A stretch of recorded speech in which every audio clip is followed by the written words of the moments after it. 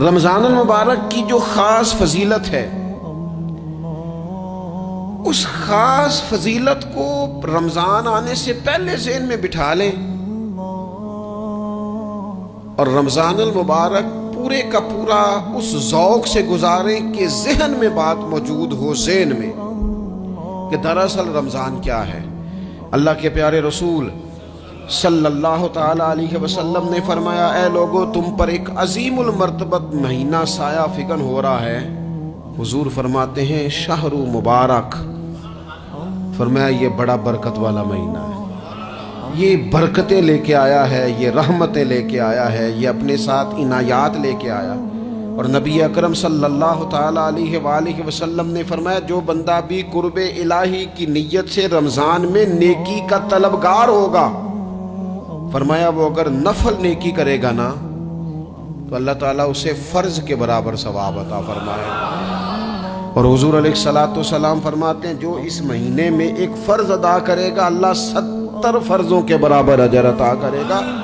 اپنے ذہن میں ایک بات بٹھائی جائے، ذہن میں یہ بات بٹھائی جائے کہ یہ نا برکت والا مہینہ ہے، اس میں میرا ثواب بڑا ضربوں کے ساتھ آگے بڑھے گا۔ ایک ذہن بنایا جائے اور پھر ثواب اکٹھا کرنا شروع کر دیا جائے۔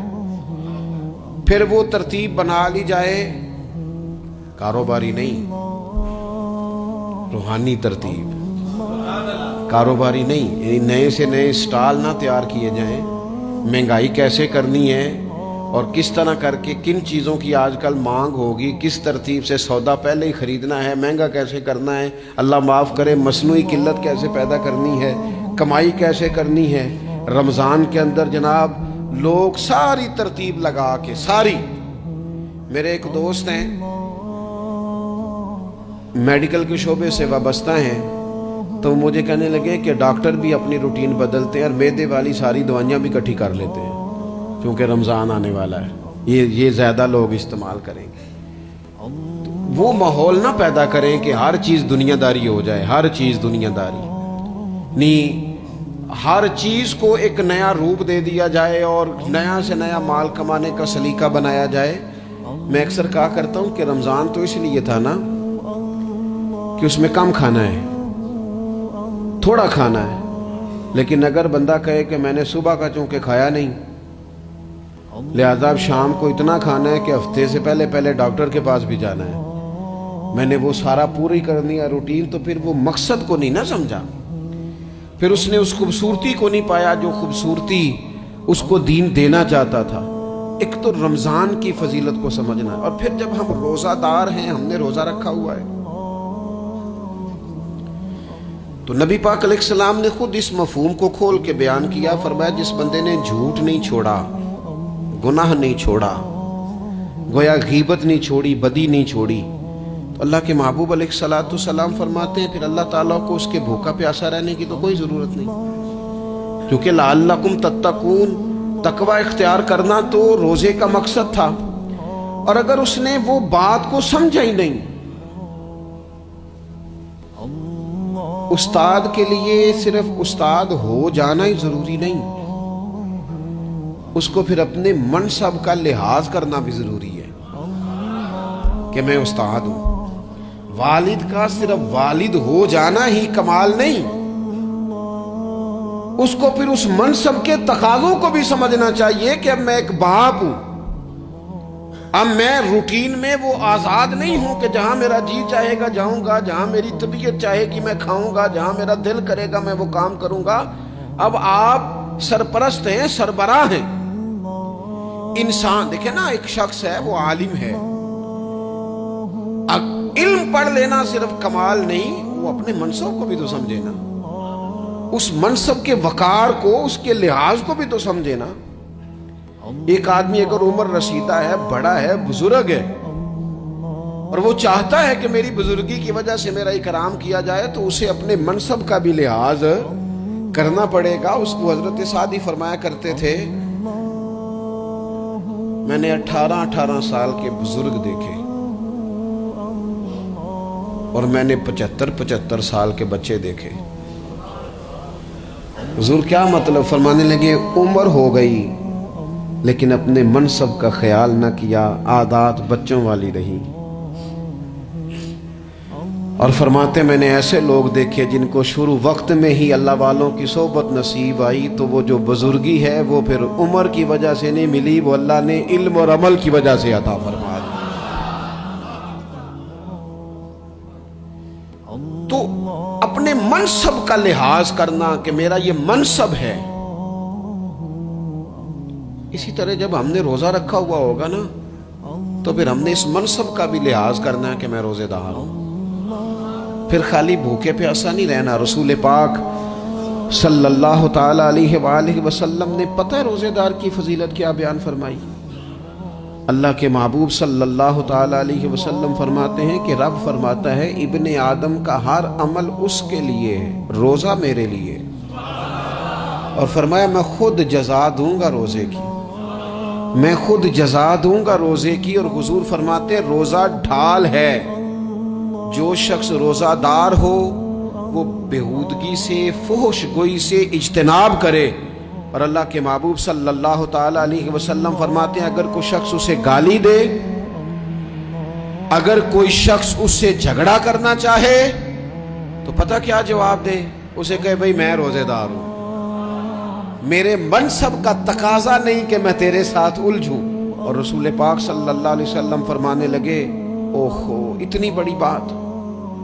حضور فرمانے لگے، یہ صحیح مسلم کے لفظ ہیں، کریم محبوب فرمانے لگے مجھے اس رب کی عزت کی قسم جس کے قبضے میں محمد عربی صلی اللہ علیہ وسلم کی جان ہے، حضور فرماتے روزہ دار کے منہ کی خوشبو اللہ تعالیٰ کے نزدیک قیامت کے دن مشک کی خوشبو سے بھی زیادہ وقت والی ہوگی۔ اس کے منہ سے جو خوشبو آتی ہے قیامت میں مشک پیچھے رہ جائے گا، اور رب کی بارگاہ میں صرف روزہ دار کے منہ سے۔ اگر تیرے منہ کی خوشبو رب کو اتنی پسند ہے تو تجھے بھی تو اپنے منصب کا خیال ہونا چاہیے کہ میں نے روزہ رکھا ہوا ہے، میں روزہ دار ہوں۔ اور میرے نبی پاک علیہ السلام کے یہ دو لفظ ہیں نا، وہ صوفیاء ہیں نا، اللہ کے نیک بندے جو ساری زندگی تڑپتے رہے کہ کبھی اے حقیقت منتظر نظر آنا لباس مجاز میں، کبھی مالک ایک دفعہ کبھی تیرا جلوہ ملے، کبھی اے حقیقت منتظر نظر آنا لباس مجاز میں، لاکھوں سجدے تڑپ رہے ہیں میری جبین نیاز میں۔ اور جو ساری زندگی کہتے رہے کہ ہم تو عمر دراز مانگ کے لائے تھے 4 دن، 2 آرزو میں کٹ گئے، 2 انتظار میں، کہ دیکھو انہیں انعام ملنے لگا ہے۔ جو اس کی راہ کے سوالی تھے، جو اس کے رستے کے مسافر تھے، جو اسے پانا چاہتے تھے، جو اس کی دید کرنا چاہتے تھے، جو اسے ملنا چاہتے تھے، میرے رسول پاک علیہ السلام نے فرمایا روزہ دار کو 2 خوشیاں ملیں گی۔ ایک خوشی اس وقت ملتی ہے جب وہ افطار کرتا ہے، اور فرمایا ایک خوشی اس وقت ملے گی جب وہ اپنے رب سے ملاقات کرے گا، جب وہ اس سے ملے گا تو اس وقت روزہ دار کو خوشی ہوگی۔ میرے دوستو خوشی تو جو ہوگی سو ہوگی، لیکن یہ لفظ بڑے حسین نہیں کہ روزہ دار کی رب سے ملاقات ہوگی، یہی لفظ بڑے باکمال نہیں؟ ایک روایت میں تو یہ ہے نا کہ روزہ میرے لیے ہے میں اس کی جزا دوں گا، اور ایک روایت میں یہ ہے کہ روزہ میرے لیے ہے اور رب فرماتا ہے میں خود روزے کی جزا ہوں، یعنی باقی نیکیوں پر ثواب ملے گا، روزہ رکھنے والے کو رب رحمان ملے گا۔ نبی اکرم صلی اللہ تعالی علیہ وسلم کے امت کے صوفیاء نے نا کچھ چیزوں کو بڑا کھولا ہے۔ عارف رومی کہتے ہیں کہ ایک دن نا محمود غزنوی نے خزانوں کے دروازے کھول دیے اور فرمایا بھئی میں نے آج ہر چیز کھول دی ہے، جو جس چیز پہ ہاتھ رکھے گا وہ اسی کی ہو جائے گی۔ لوگ دوڑے، کوئی سونے کی طرف، کوئی چاندی کی طرف، کوئی جائیدادوں کی طرف، کوئی خزانے کی کنجیوں کی طرف، کوئی بڑے بہترین گھوڑے اور اونٹوں کی طرف، لوگ دوڑ گئے، جو جس پہ ہاتھ رکھے گا اسی کا۔ سب بھاگ گئے، ایاز بیٹھا ہے،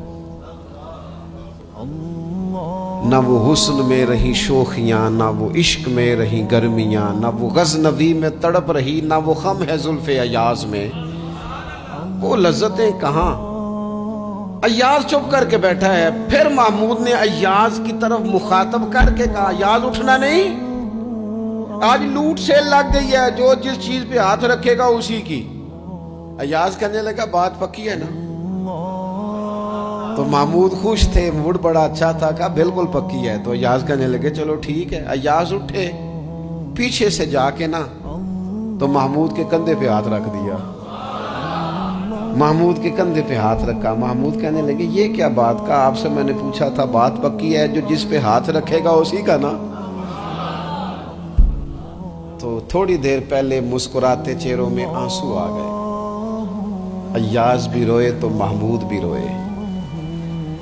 کہا بادشاہ پکا رہنا, وہ جن کو خزانے چاہیے تھے وہ دوڑ گئے, مجھے تو چاہیے. لنگ کئی مہینے تے برس گئے تے تیری دید نو دیدے ترس گئے, تیری تو ملے گا.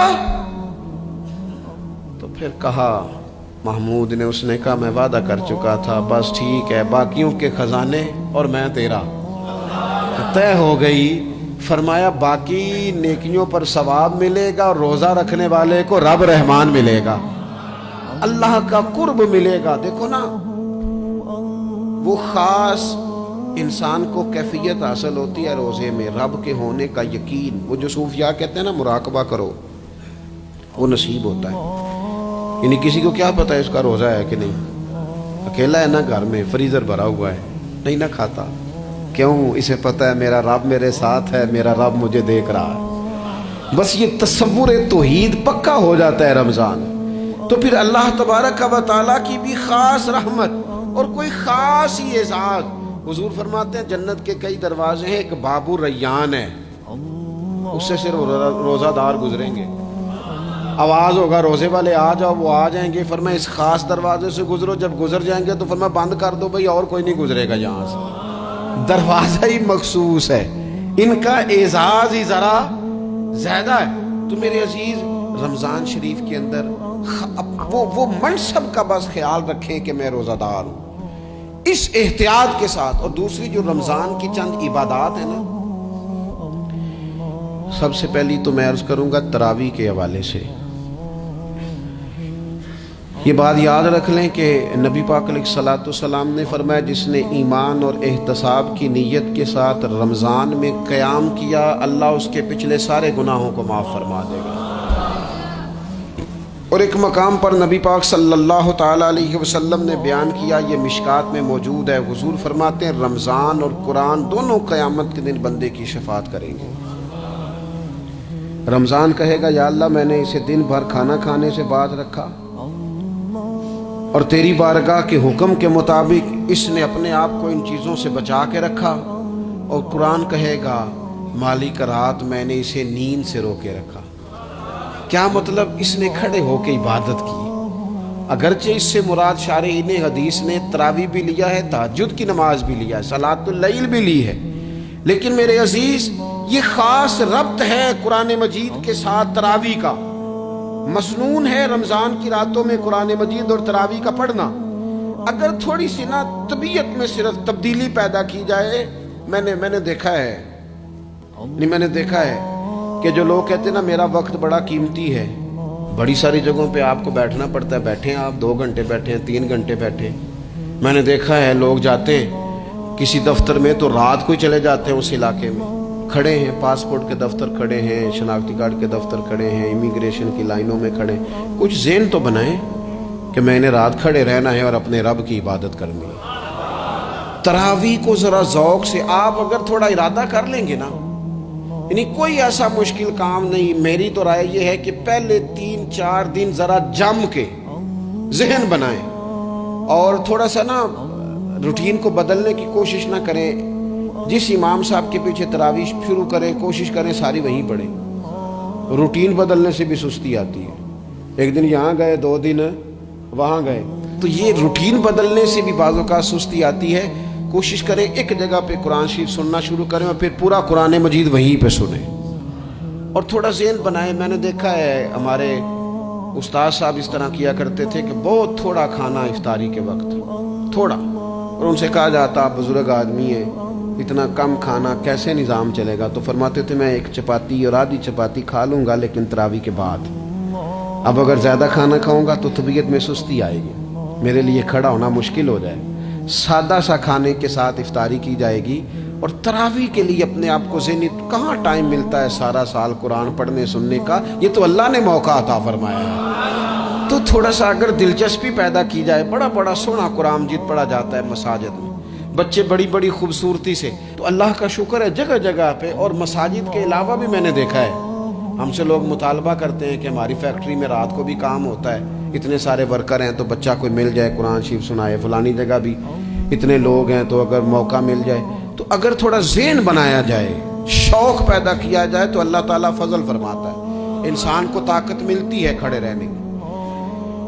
ایک تو تراویح، روزہ، تراویح، اور تیسری بات ہے سحر اور افطار. یہ جو سحری اور افطار، یہودی جو تھے نا وہ سحری نہیں کرتے تھے، سحری کا نام و نشان نہیں تھا، روزہ رکھتے سحری نہیں کرتے. تو نبی پاک صلی اللہ تعالیٰ علیہ وسلم نے فرمایا ہمارے اور یہودیوں کے درمیان فرق ہی سحری کا ہے. اور نبی پاک صلی اللہ تعالیٰ علیہ وآلہ وسلم نے فرمایا سحری کھایا کرو، سحری کھانے میں برکت ہے. اور اگلی بات سننی آپ نے تو خوش ہو جانا ہے، سحری کو معمولی نہ سمجھے، سحری کرنا عبادت ہے. ہاں آپ مت سمجھیں کہ میں روٹی کھا رہا ہوں، یہ تو میرے سامنے دہی رکھا ہوا ہے، یہ تو سالن رکھا ہوا ہے، یہ تو اچار رکھا ہے، تو چپاتیاں رکھی ہیں. سحری کھانا عبادت ہے.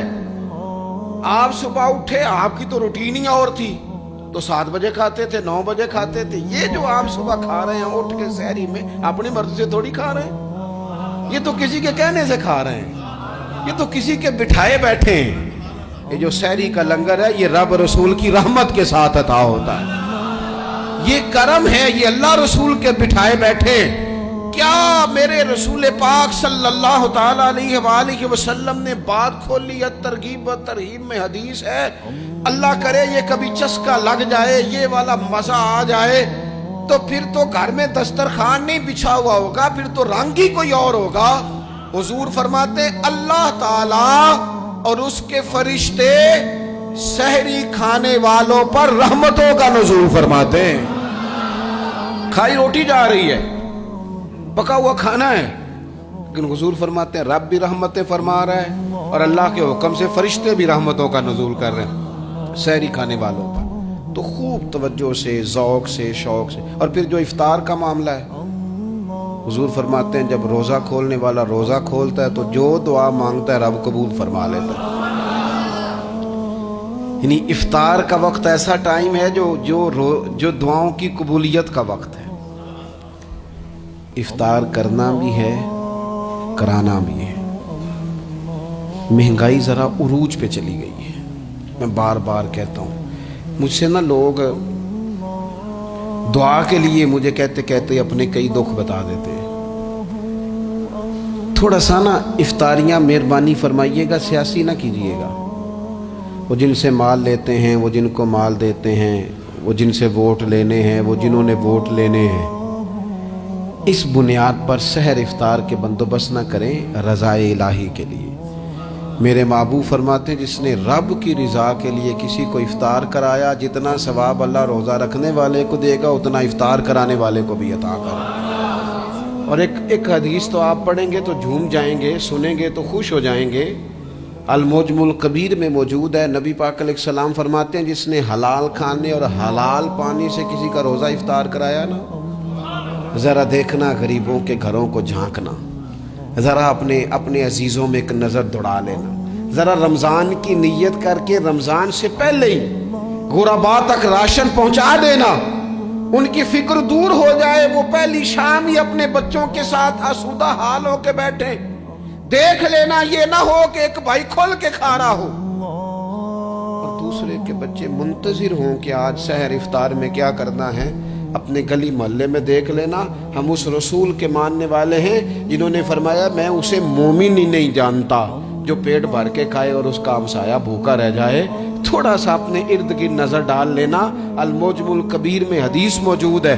اللہ کے پیارے رسول صلی اللہ تعالیٰ علیہ وسلم نے فرمایا جس نے حلال پانی سے، حلال روٹی سے کسی کا روزہ افطار کرایا تو فرمایا فرشتے اس بندے کے لیے رمضان کے دنوں میں، رمضان کی گھڑیوں میں دعا کرتے ہیں، اور جناب جبریل امین اس کے لیے شب قدر کی رات دعا کرتے ہیں۔ حضرت جبریل شب قدر میں دعا کریں گے، خاص رات، یا اللہ اس بندے پر فضل فرما، اس نے تو غریب آدمی کو افطار کرا۔ یہ ایک عبادت ہے، اس عبادت کا خیال کریں۔ پھر اعتکاف آئے گا، رمضان کے آخری 10 دنوں کا اعتکاف۔ اسلام میں رہبانیت نہیں ہے، لیکن کبھی کبھی سب سے کٹ کے اپنے رب کے ساتھ جڑ جانا، کچھ رات کی عبادتیں، کچھ تنہائی کے اذکار، کچھ درود و سلام کا ذوق، یہ ان ساری خوبصورتیوں میں سے ایک خوبصورتی اعتکاف بھی ہے۔ اللہ کے پیارے رسول علیہ الصلوۃ والسلام ہمیشہ اعتکاف کرتے، اور حضرت عطا بن رباح رضی اللہ تعالیٰ عنہ کیسی خوبصورت بات ارشاد فرماتے ہیں، فرماتے ہیں معتکف تو اس آدمی کی طرح ہے جیسے کسی بندے کو کسی کے ساتھ کوئی کام پڑ جائے نا تو وہ جا کے اس کے دروازے پر بیٹھ جاتا ہے کہ جب تک میرا کام ہوگا نہیں میں جاؤں گا نہیں۔ فرماتے ہیں یہ اعتکاف والا بھی آ کے رب کریم کے گھر بیٹھ گیا ہے کہ جب تک تو معاف نہیں کرے گا میں جاؤں گا نہیں، جب تک تو بخشش نہیں کرے گا میں اس دروازے سے ہٹوں گا نہیں۔ حضرت ابن عباس رضی اللہ تعالیٰ عنہ نبی پاک علیہ السلام کے روضہ انور کی طرف اشارہ کر کے کہا کرتے تھے زیادہ دیر نہیں ہوئی، اشارہ کر کے کہتے تھے زیادہ دیر نہیں ہوئی، اس روضہ مبارک میں آرام فرما۔ رسول رحمت علیہ السلام سے میں نے اپنے کانوں سے سنا ہے، اور جب یہ بات ارشاد فرماتے تھے تو روتے بھی تھے۔ فرماتے ہیں میں نے خود نبی پاک علیہ السلام سے سنا ہے کہ جو شخص اللہ تعالیٰ کی رضا کے لیے ایک دن کا بھی اعتکاف کرے گا نا، اللہ تبارک و تعالیٰ اس کے اور جہنم کے درمیان 3 خندقوں کی آڑ بنا دے گا، اور فرمایا ان کی مسافت زمین و آسمان سے بھی زیادہ ہوگی۔ یہ 3 خندقیں اتنی بڑی جن کی چوڑائی زمین آسمان سے بھی زیادہ ہوگی، ایک دن اعتکاف کر لے تو اللہ اس بندے کو دوزخ سے اتنا دور فرما دے گا۔ بہت سارے لوگ ہیں جن کو بڑا ٹائم ملتا ہے چھٹیاں گزارنے کے لیے، کبھی کسی سیاحتی مقام پر، کبھی کسی سیاحتی مقام پر، خرچہ بھی مل جاتا ہے، کام بھی ہو جاتا ہے، سارے سلسلے بن جاتے ہیں، بڑی بڑی جگہوں پہ لوگ جا کے ٹائم گزارتے ہیں۔ تو ایسا نہ ہو کہ 10 دن اللہ کے گھر میں بھی گزارے جائیں۔ علماء نے لکھا ہے کہ کوشش تو کریں ہر سال اعتکاف ہو، نہ ہو سکے تو چلو چند سالوں کے بعد ہو جائے، اور فرماتے ہیں کہ زندگی میں ایک دفعہ تو اس سنت کو ضرور ادا کرنا چاہیے۔ کوئی بندہ ایسا نہ ہو جو محروم رہ جائے، زندگی میں ایک بار صحیح پر اعتکاف کے ساتھ اپنے آپ کو وابستہ ضرور کرے۔ رمضان المبارک کے اندر آخری عشرہ شب قدر کی تلاش کا عشرہ ہے۔ اللہ کے پیارے رسول صلی اللہ تعالیٰ علیہ وسلم ان 10 دنوں میں خود بھی عبادت کرتے تھے اور گھر والوں کو بھی جگایا کرتے تھے، اور اپنے اہل خانہ کو تاکید فرماتے تھے کہ اٹھو اٹھو، آگے بڑھو، یہ آرام کرنے کے دن نہیں ہیں۔ ہمارے ہاں یہ ہوتا ہے کہ وہ جو آخری 10 دن زیادہ عبادت کے تھے، شب قدر کی تلاش کے تھے، وہ آخری 10 دن سارے بازار میں گزر جاتے ہیں، کپڑے سلوائے جا رہے ہیں، کپڑے خریدے جا رہے ہیں، جوتے خریدے جا رہے ہیں، واپس کیے جا رہے ہیں، دوبارہ لیے جا رہے ہیں، سفر ہو رہا ہے، آنا جانا ہو رہا ہے، عیدیاں بٹ رہی ہیں۔ تو یہ سارے کام جو آخری عشرے میں کرنے ہیں، جو زیادہ عبادت کے دن تھے، وہ سارے کام تو رمضان سے بھی پہلے کر لینے چاہیے۔ کپڑے رمضان سے پہلے خریدے جائیں، پہلے سلوا لیے جائیں، جوتے پہلے لے لیے جائیں، ضرورت کے کام پہلے کر لیے جائیں، جہاں آپ کو جو بانٹنا ہے وہ رمضان سے پہلے کریں۔ وہ مفت کی اپنے دل کو مطمئن کرنا کہ اب میرے پاس یہ بڑے میں خیر کا کام کرنے نکلا ہوا ہوں، میں عیدی بانٹنے جا رہا ہوں، یہ پہلے بانٹنے تھے۔ یہ عجیب بات ہے کہ جو زیادہ وقت مسجد میں گزارنے کا ٹائم تھا وہ سارا ہم نے ضائع کر دیا، وہ ادھر ادھر بازاروں کی نظر ہو گیا، میل ملاپ کی نظر ہو گیا۔ تو اگر چیزوں کو مرتب کیا جائے، میں تو دوستوں سے کہا کرتا ہوں زکوٰۃ کا حساب، صدقات کا حساب، صدقات فطر کا حساب، جتنے بھی روٹین کے کام ہیں اس کو کوشش کریں رمضان شریف سے پہلے آپ ترتیب دیں، آپ ان چیزوں کو پہلے سے مرتب کریں تاکہ وہ بہترین ہو جائیں۔ ہم تو اس دین کے ماننے والے ہیں جہاں نیت کرو تو اجر شروع ہو جاتا ہے۔ آپ رمضان کی نیت سے جو آج خرچ کریں گے اس کو اللہ تعالیٰ رمضان کے ثواب کے برابر ہی اجر عطا فرمائے گا۔ لیکن وہ ہم نا کچھ لوگ بڑا ایک صاحب مجھ سے کہنے لگے جی میں نے سنا ہے صدقہ فطر آخری عشرے میں ہی دینا چاہیے. میں نے کہا آپ کا پروگرام تب دینے کا اس لیے آپ نے یہ گاڑا کر کے سن لیا, ذرا اس کو آپ نے زیادہ غور سے سن لیا ہے. آپ جب ضرورت محسوس کریں, جب آپ سمجھیں کہ کسی کو ضرورت ہے, ضرورت کے وقت کوئی چیز کام نہ آئی تو پھر کب جا کے کام آئی. تو میری آپ سے یہ اپیل رہے گی کہ پہلے سے چیزوں کو مرتب کریں, معاملات کو پہلے سے طے کریں. وہ لوگ بڑے اچھے ہوتے ہیں جو وقت پر منصوبہ بندی کرتے ہیں, جو چیزوں کو ٹائم پہ مرتب کرتے ہیں. وہ ٹائم جو ہمارا بالکل اللہ کی بارگاہ میں حاضری کا ہے, عبادات کا ہے, اگر وہ سارا گاڑیوں کی نظر ہو جائے گا, اسفار کی نظر ہو جائے گا تو ہم نے حاصل کیا کیا. ایک بات آخر میں بڑے درد کے ساتھ آپ کی خدمت میں عرض کرنی ہے. ہر سال کہتا ہوں, اس سال بھی کہوں گا, ذاتی اخراجات کو کچھ کم کیا جائے. ذاتی اخراجات نہ کچھ لوگوں کے بہت زیادہ ہیں, ان کے اپنے لباس کے, کپڑوں کے, اور وہ اخراج میں نے پچھلے جمعے بھی کہا تھا, اسلام ذبائش کی اجازت دیتا ہے, نمائش کی اجازت نہیں دیتا. نمائش والے کام اگر تھوڑے چھوڑ دیے جائیں کچھ بھی نہیں ہوتا. میں تو شاید اگر میں سینکڑوں کہہ دوں تو غلط نہیں ہوگا, لیکن بیسیوں تو لوگ ایسے ضرور ہوں گے کہ جو عید ساری سو کے گزارتے ہیں, سارا دن سوئے رہتے ہیں. پتہ نہیں وہ اتنے مہنگے مہنگے کپڑے کس لیے خریدتے ہیں.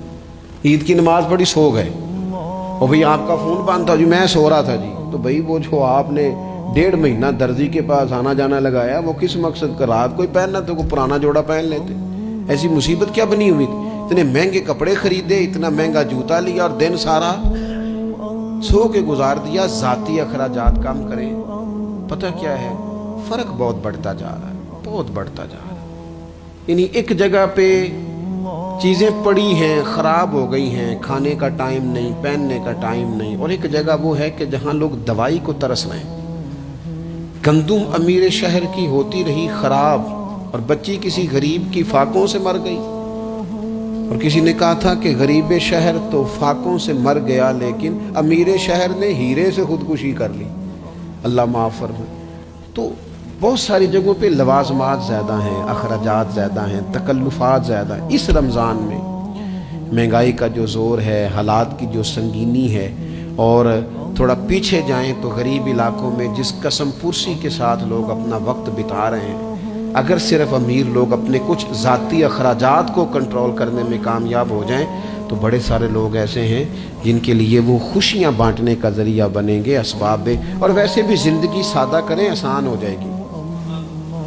زمین پر چلیں, آپ محسوس کریں گے کہ زندگی بہتر ہو گئی ہے, آسانی والی ہو گئی ہے. اللہ کی بارگاہ میں دعا کرتا ہوں اللہ تعالی ہم سب کو سمجھ نصیب فرمائے.